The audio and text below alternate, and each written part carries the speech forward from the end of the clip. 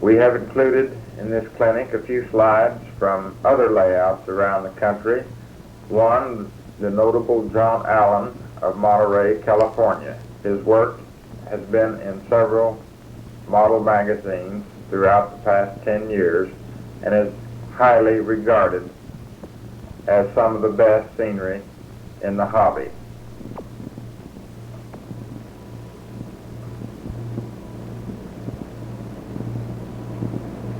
You will note in the first slide of John Allen's layout the tremendous illusion of distance, both on the horizontal and the vertical. From the camera lens to the backdrop is only about 4 feet. However, with the use of diminishing perspective, a well-detailed foreground, and a detailed background, but diminishing in size of the trees and other scenic details, the illusion of great distance can be created. Notice also how the scenery seems to have been there first and the track laid later. When you have achieved this point of realism, you have achieved close to the ultimate. Also in this shot is a myriad of rock castings that have been applied in strategic locations.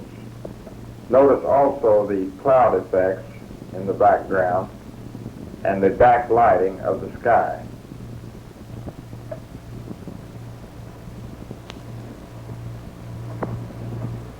Recalling the previous slide of John's layout, notice the difference in color as compared with the last slide.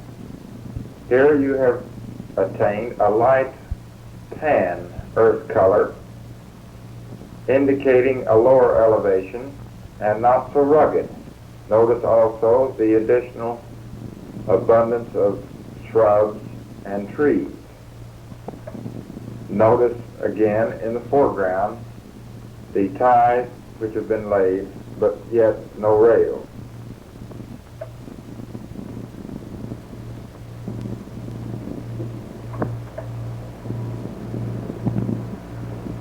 The retaining wall, which we discussed previously, is evident here on John's layout, but in this particular instance is wooden cribbing, a welcome change from the standard form of masonry. The unusual rock formations above the track are simply pieces of petrified wood and bark that John has collected, placed into the wet scenery base, and covered with a thin layer of texture paint. Some of it is stained, and some of it, the natural wood color, shows through. A clever idea that can be applied to several situations.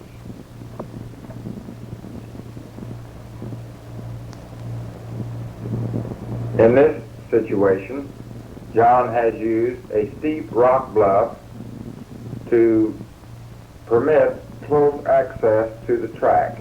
In this area of the layout, the scenery goes to the floor. Rock castings have been used again here very effectively. Notice the weathering of the locomotives and of the bridge and the smoke on the tunnel portal. Notice also that the tunnel is rather short, being able to see from one end to the other.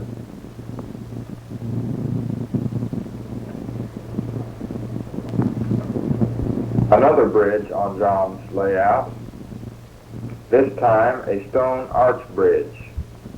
Bridges can be used very effectively to create the illusion of distance.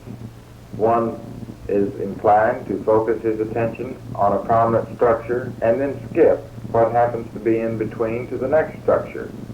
Bridges are very effective in this manner. Notice the logical placement of the lichen, which represents shrubbery and intermediate undergrowth.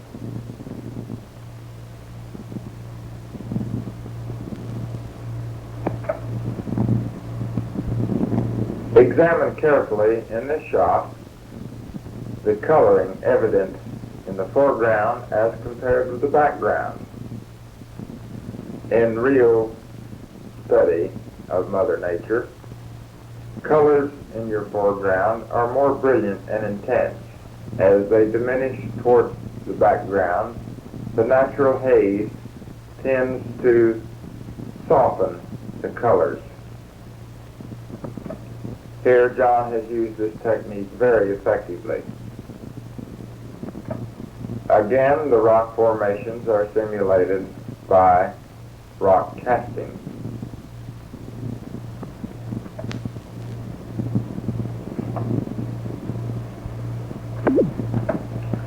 Here is an example of a bridge pier that has been carved from plaster.